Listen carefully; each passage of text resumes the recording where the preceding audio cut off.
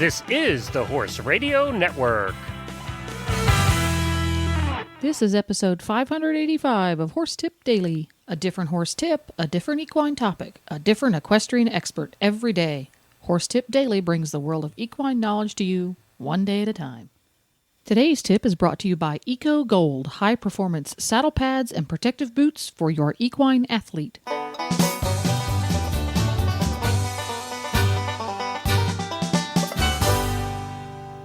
Greetings, horse folks. Coach Jen here, and thanks for tuning in to Horse Tip Daily. Today's tip is from Dr. Jenny Johnson, who runs Oak Hill Shockwave and Veterinary Chiropractic, based in Calabasas, California. Committed to the maintenance of performance horses as well as family pets, she strives to keep the animals at their peak health through the use of shockwave therapy and chiropractic care. Today's tip is about physiology modifiers used in joint therapy. This tip is an excerpt from the Jumping Radio Show hosted by Chris Stafford here on the Horse Radio Network, and it comes with a science content warning. But first, a word about today's sponsor, EcoGold.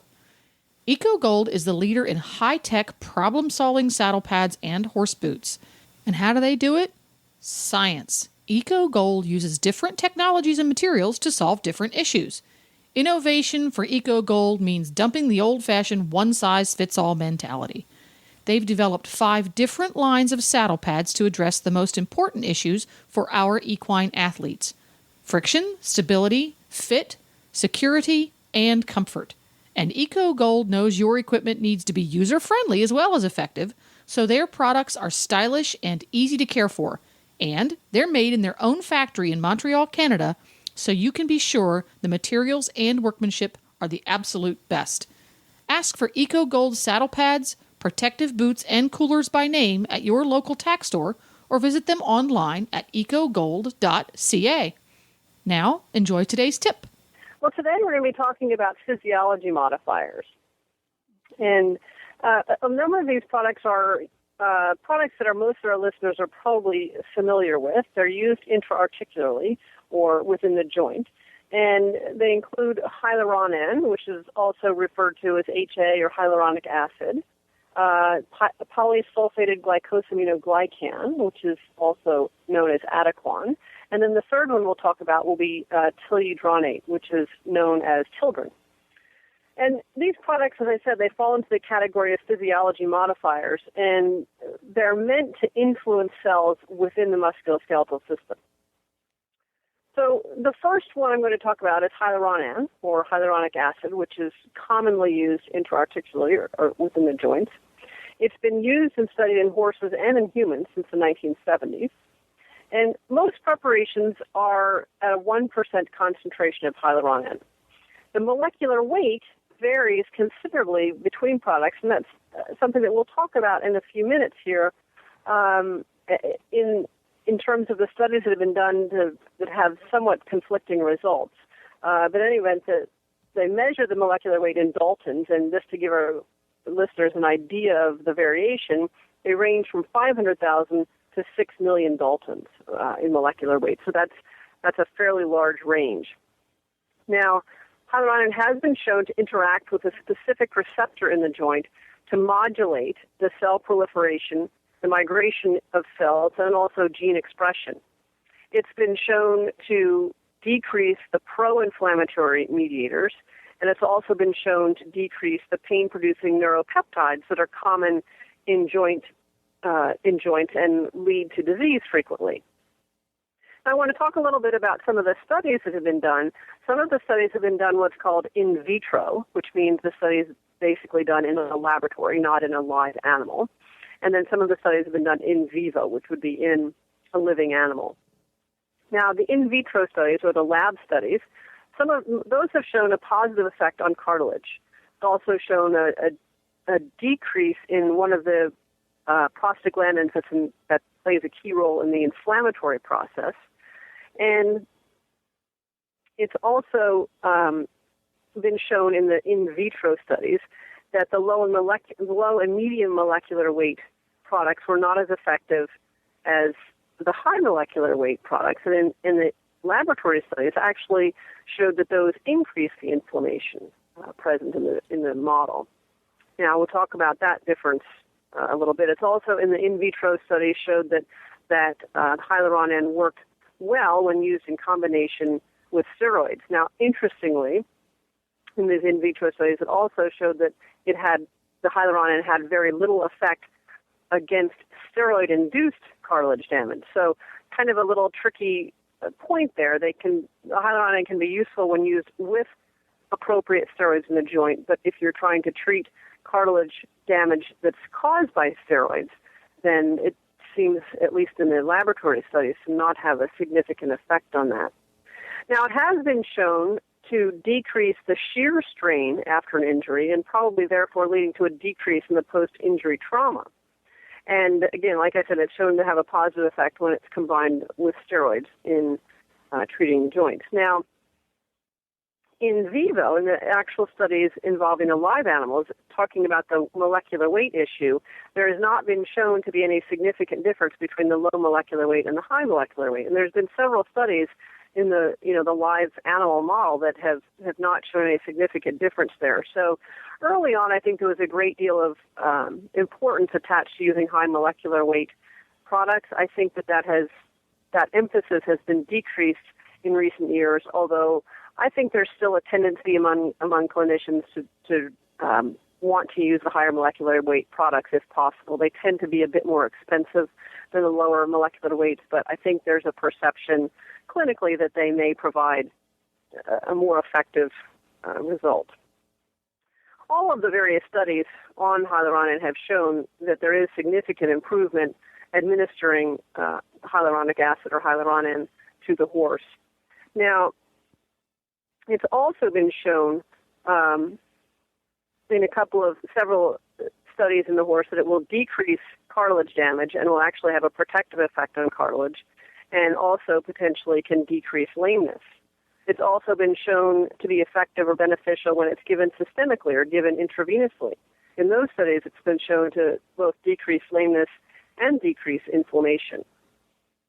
Now, interestingly, in humans, there's a significant and variable rate of local reactions. In humans, their local reaction rate can vary from 7 to 53%. Now, that's a pretty big range, and so I think the use in humans is not as common as it is in veterinary medicine. There haven't been any reports on the reaction rates in horses, but I don't think it would be nearly that high. Now, hyaluronan can also be administered orally, and there have been ongoing questions about the oral absorption of hyaluronan products, as well as the efficacy. And that, I think, that debate will continue to go on.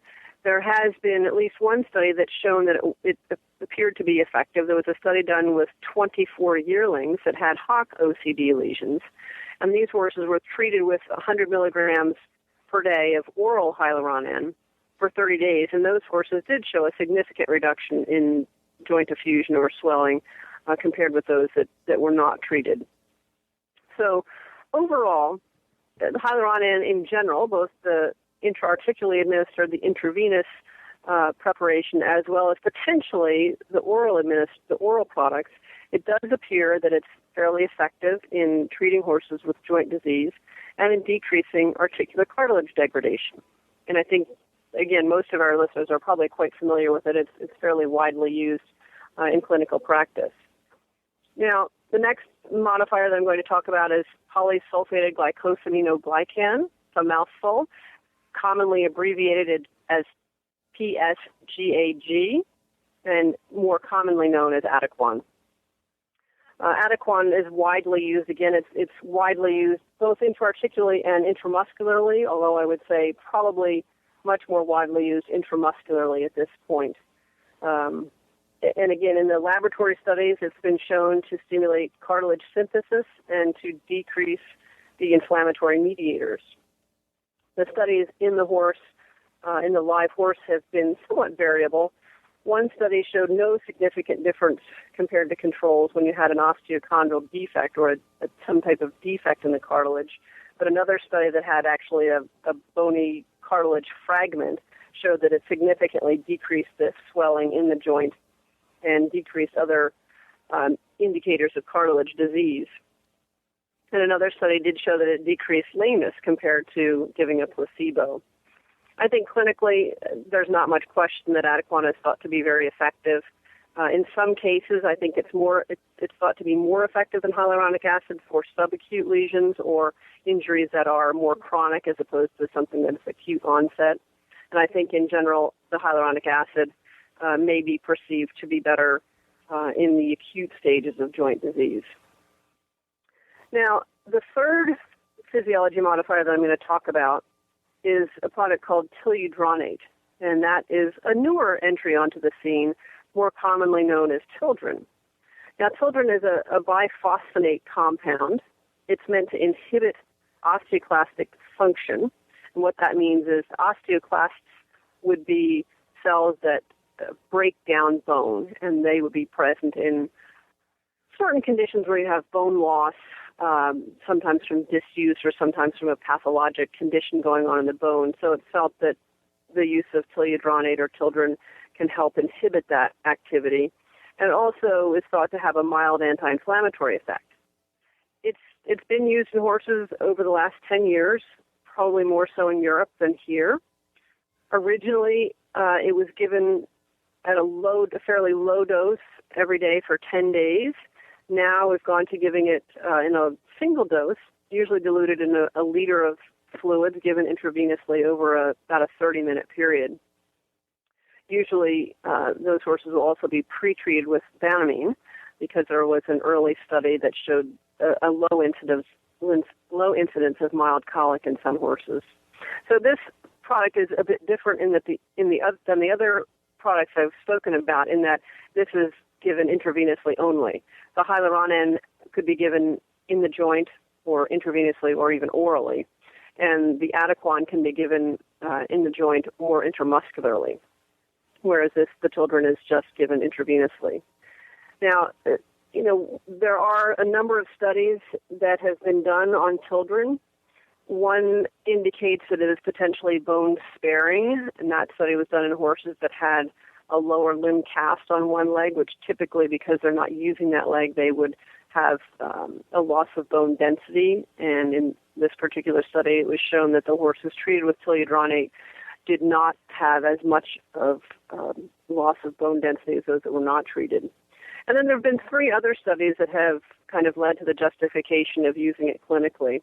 There was one study that showed that it improved lameness in horses with navicular disease, especially those that had an acute onset of lameness. There was another study where horses that had lesions of the vertebral cartilage in the thoracolumbar area had a significant improvement in their ability to dorsiflex. In other words, their ability to round through the thoracolumbar region, which would be the area behind the saddle and in front of the pelvis. And that is obviously important in both dressage horses and jumping horses. And then there's another study that showed that Tildren or toluidronate used in conjunction with a strict exercise regime improved horses that had clinical evidence of bone spavin or hock arthritis. So it certainly looks like there's some indication, some well-documented indication for using Tildren, at least in those scenarios. I think we'll learn more about toluidronate over the years that come. It's, again, like I said, a fairly new entry onto the scene. And I think as time goes on, we'll learn more about its use and where it's most effective. So overall, I think, it's safe to say that the physiology modifiers appear to be clinically quite useful for joint disease. Usually, the veterinarian, an animal's individual veterinarian, will design a personalized program for each horse as to how to use these products, whether they use them in combination, whether they use one over the other, or what the protocol will be is fairly individualized. Both the hyaluronans and the Adequan have been used both as a preventative and also as a treatment for joint disease. In the case of the hyaluronans, I would say that would typically be the intravenous preparation of the hyaluronic acid, which is named Legend. So I think probably most of our listeners are familiar with, certainly anyone competing is probably familiar with the practice of using either Legend and or Adequan as a preventative for joint disease, and it can help help our horses to maintain a high level of comfort and be able to do their job well. So there's always some ongoing change in the joints in competitive horses because they're asked to do quite a bit. I would say, as we talked about, the hyaluronic acid is usually used more for synovitis or inflammation in the joint and more of the acute onset of problems, particularly when it's used intra-articularly or within the joint. And the Adequan is many times used for more of the chronic conditions, particularly those involving cartilage damage. And then, as I said, with children, we're still really learning where the best applications of use for that product would fall. So I think that kind of covers what I wanted to talk about today, and talk about physiology modifiers, and hopefully it's provided some good information for our listeners, and really provided a little bit of background to some of the products that they hear about on a regular basis. Well, there you go. I warned you about the science content. There was a great deal of information compacted into a very small amount of time. I think I'm going to go back and listen to that tip a couple of more times before I'm going to absorb it all. To listen to more tips from Dr. Jenny Johnson, go to horsetipdaily.com and go to the Experts drop-down menu on the left. You can also go to jumpingradio.com and listen to more episodes of the Jumping Radio Show, hosted by Chris Stafford. She's got a wonderful array of jumping famous persons and jumping less than famous persons. It's a fascinating show. You should tune into it, jumpingradio.com. Don't forget to support our sponsors here on Horse Tip Daily because they really do make these podcasts possible. Today's sponsor has been ECOGOLD. Ask for ECOGOLD high-performance saddle pads and protective boots by name at your local tack supplier or visit them online at ecogold.ca. Please stop by the Horse Tip Daily Facebook page and let us know what you think of the tips you hear on the show. It's also a great place to tell us about topics you'd like us to cover on the show. You can subscribe to all of the great shows on the Horse Radio Network through iTunes or Zune and get your horse podcasts automatically downloaded to your iPod, Zune, or MP3 player. I'll be back again tomorrow with another new expert and a different horse tip. Until then, go ride your horse! The Horse Radio Network and the Horse Radio Network hosts are not responsible for statements of guests or their opinions. Use your own judgment when listening to the tips provided by the experts on Horse Tip Daily.